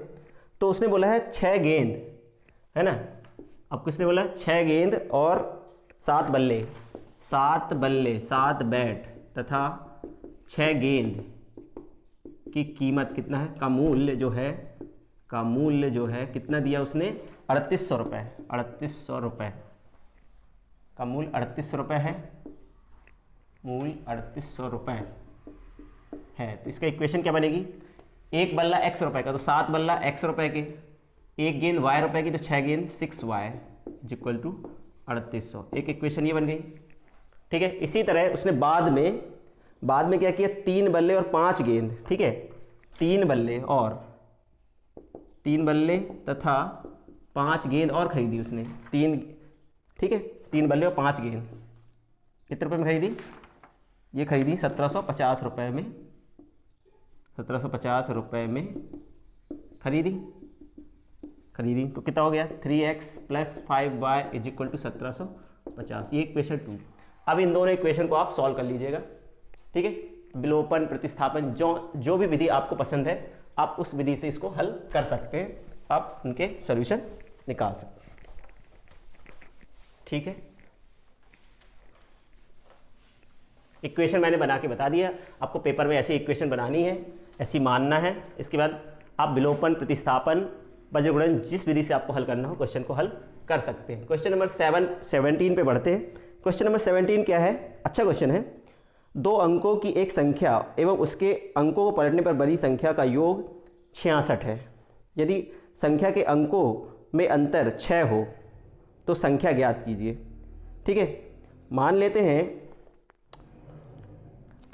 हैं जो संख्या है, संख्या के इकाई का स्थान, मान लेते हैं इकाई का अंक है, संख्या में इकाई का अंक जो है वो x है, और दहाई का अंक जो है, दहाई का अंक, ठीक है, दहाई का अंक y है। तो संख्या कितनी हो जाएगी? संख्या जो होती है, देखो संख्या लिखने का तरीका क्या होता है, इकाई और दहाई। जैसे 26 है, 26 को लिखने का तरीका क्या होता है, 6 + 20, ठीक है।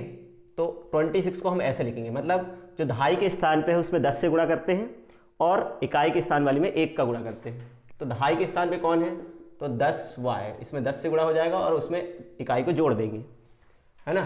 जैसे 20, इसमें 2 है, 2 में 10 का गुणा करेंगे और उसमें इकाई जोड़ देंगे, या इकाई में 1 का गुणा करना है, दहाई में 10 का गुणा करना है। तो ये दहाई का अंक y है, इसलिए इसमें 10 का गुणा करना पड़ेगा, तब जाके ये संख्या बनेगी। ये अंक है क्योंकि 10y + x, 10y + x ये संख्या होगी। अब क्या बोला है कि अंकों का योग, ठीक है। इस अंकों को पलटने पर, देखो अंकों को पलटने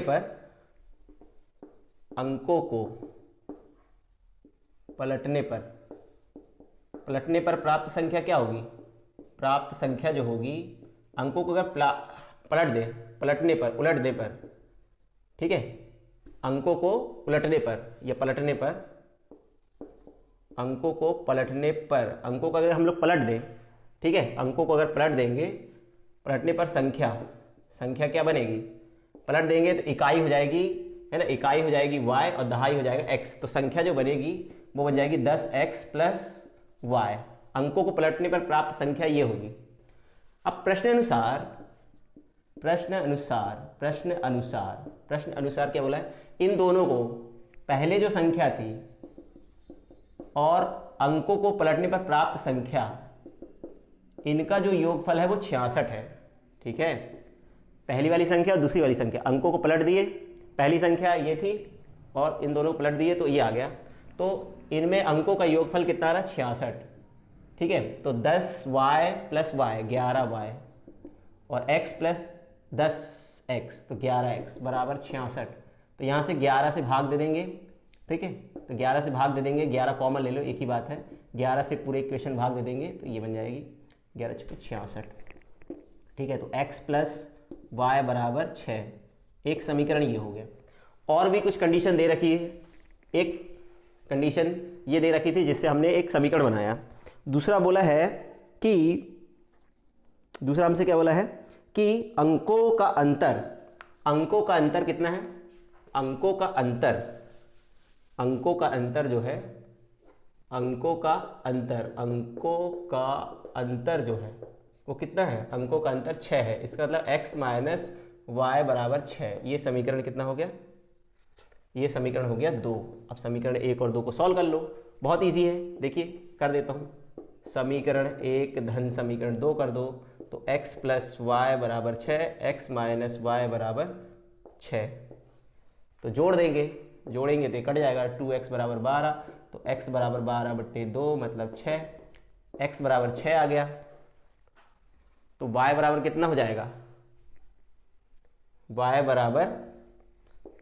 बराबर जो होगा, अगर यहाँ हम लोग रखेंगे, ठीक है, तो y बराबर कितना हो जाएगा,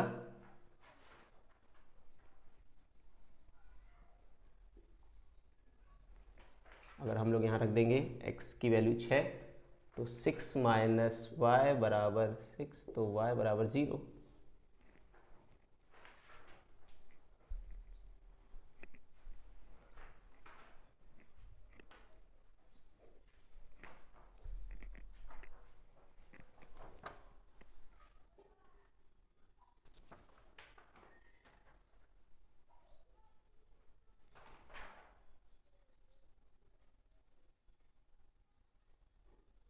तो संख्या कितनी बन गई, संख्या कितनी बन जाएगी, इधर रखेंगे, इकाई का अंक कितना है, ये है ना, इकाई का अंक कितना है, तो 6 और यहाँ पे 0, तो 6, तो कितना जाएगी, ये आ गया संख्या जो आएगी वो आ रही है यहाँ पे y, इधर रख देंगे तो y का मान इधर रखने पर कितना आ जाएगा, ये 6, तो आ रही है 6, ठीक है, 06 आएगा, ये 6 आ रहा है, 6 मतलब 06 है, मतलब 6 आ रहा है, ठीक है। इस केस में जो आंसर आ रहा है वो कितना आ रहा है, x का मान कितना है, हमने रखा 6 और y का मान 0 रखेंगे तो संख्या जो मिलेगी हमें, संख्या जो मिलेगी, संख्या कितना मिल रही, संख्या जो मिलेगी वो 0, यहाँ y की वैल्यू 0 रखेंगे, 0 + 6 तो आएगा 6, ठीक है। संख्या जो 6 आ रही है, अब 2 अंकों की अगर लिखना है तो 0 6 कह सकते हैं, और इसको अगर पलट देंगे हम लोग, पलट देंगे तो 60 आ जाएगा, इन दोनों को जोड़ेंगे तो 66 आएगा, और अंकों का अंतर भी कितना है, इसमें 6 है, 6 और 0 में कितने का अंतर है, 6 का, तो मतलब जो संख्या होगी या तो 0 6 होगी या तो फिर वो 0 6 मतलब 60 होगी, मतलब संख्या जो है वो 60 है, संख्या 60 बोलेंगे, जो हमारी संख्या है वो जो है वो 60 है या फिर 0 6 है, ठीक है। तो ये कंडीशन इसमें सेटिस्फाई हो रही है, तो इस वजह से इसका आंसर ये है।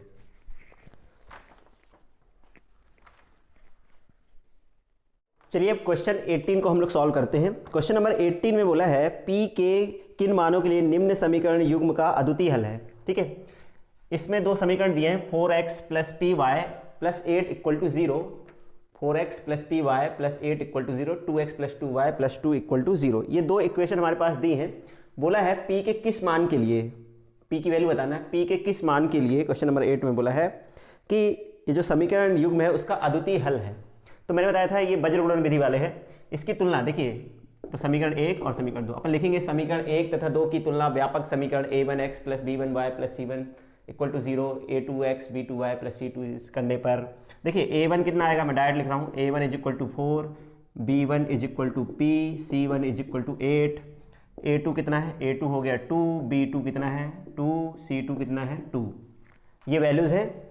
अब कौन सा हल बोल रहा है, इसका अद्वितीय हल। अद्वितीय हल होने के लिए क्या होना चाहिए, अद्वितीय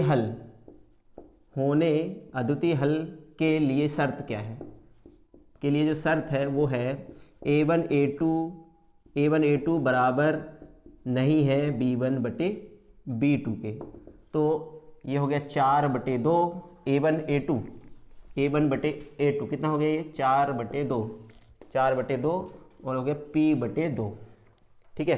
तो यहाँ से इसको सॉल्व करेंगे तो क्या आ रहा है, देखिए इस क्रॉस मल्टीप्लाई कर दो, 8 does not equal to 2p, तो 2p does not equal to 8, तो p does not equal to 4, तो इसका आंसर क्या होगा बेटा, देखिए p की वैल्यू कितनी होनी चाहिए, 4 नहीं होनी चाहिए, p की वैल्यू 4 को छोड़ के p के हर वैल्यू के लिए इसका क्या है, अद्वितीय हल है ना। तो p बराबर 4 को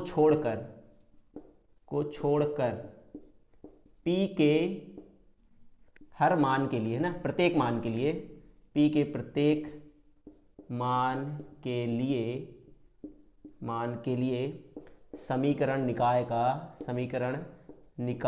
का कौन सा हल है, अद्वितीय हल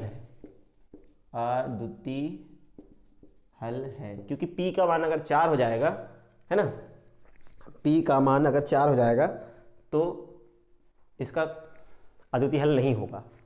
तो p बराबर 4 को छोड़ दो, बाकी सब मान इसके लिए चलेगा, p का मान 1 3 5 6 -4 सब चलेगा, p की वैल्यू 4 को छोड़कर सभी मान के लिए इस समीकरण निकाय का क्या है, अद्वितीय हल है। क्वेश्चन नंबर ठीक है, क्वेश्चन नंबर 19 पे बढ़ते हैं हम लोग।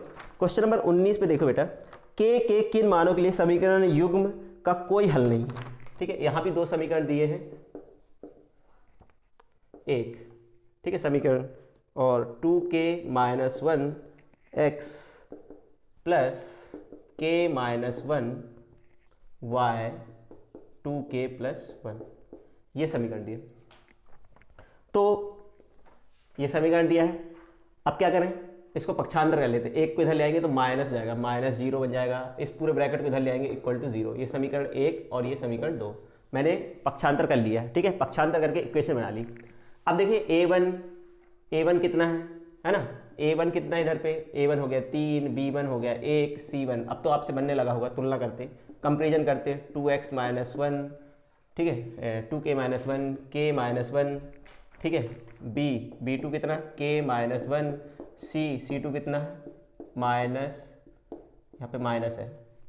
अब क्या बोला है, इस समीकरण के कोई हल नहीं है ना, के किन मानों के लिए समीकरण युग्म का कोई हल नहीं है। कोई हल नहीं होना है तो मतलब कोई हल नहीं, समीकरण निकाय, समीकरण निकाय का कोई हल नहीं होगा यदि कब a1 a2 बराबर b1 बटे b2 does not equal to c1 बटे c2। तो a1 का मान कितना है 3 और a2 का मान कितना है 2k माइनस 1 बराबर b1 का मान कितना है 1 और b2 का मान डज नॉट इक्वल टू -1, ठीक है।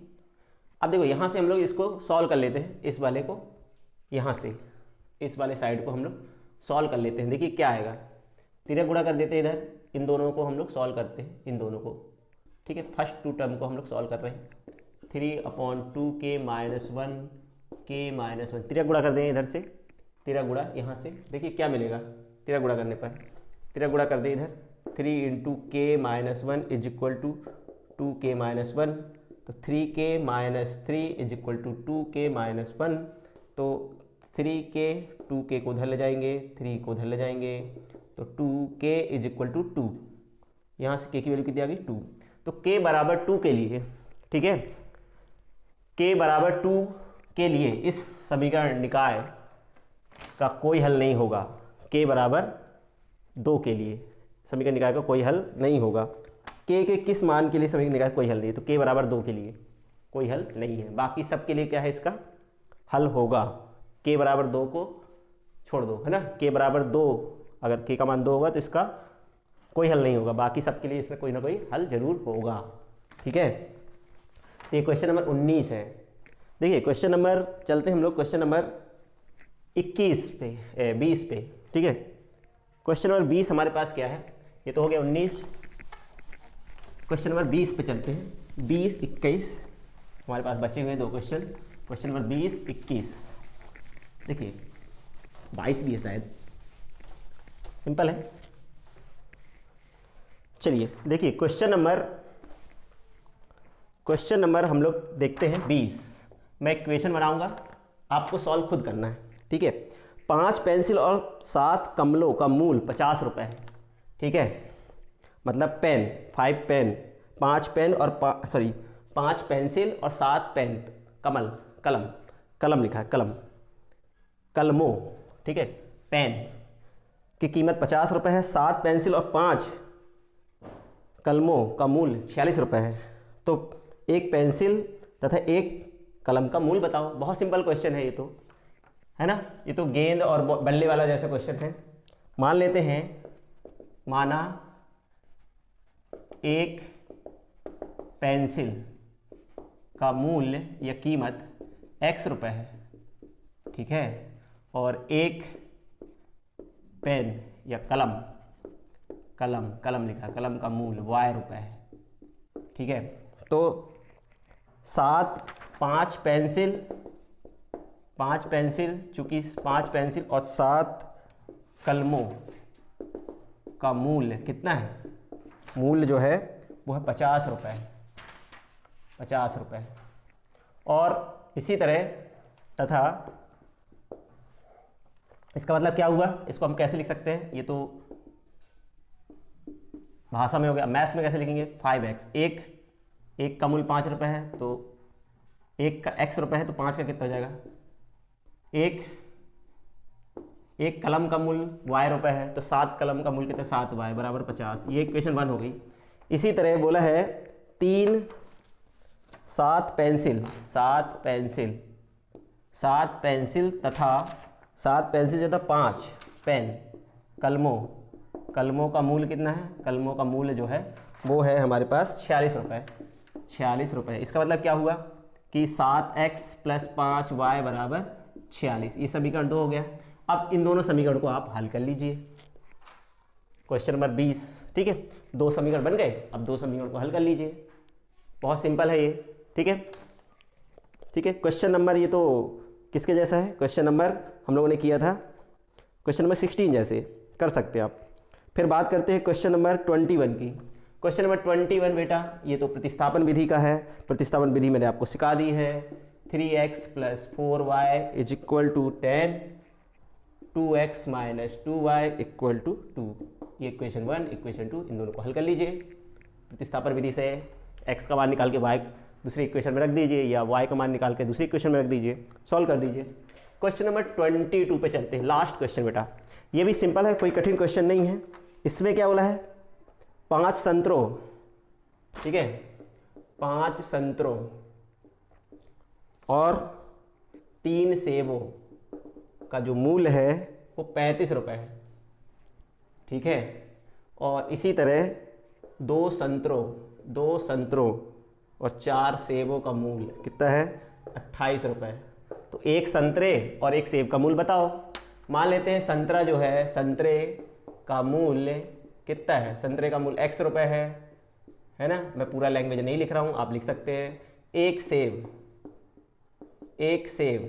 सेब का मूल्य y रुपये है, तो इक्वेशन क्या बनेगी, एक संतरे का मूल्य x है तो x संतरे 7x + 3y = 35, और इसका 2x + 4y = 28 रुपये।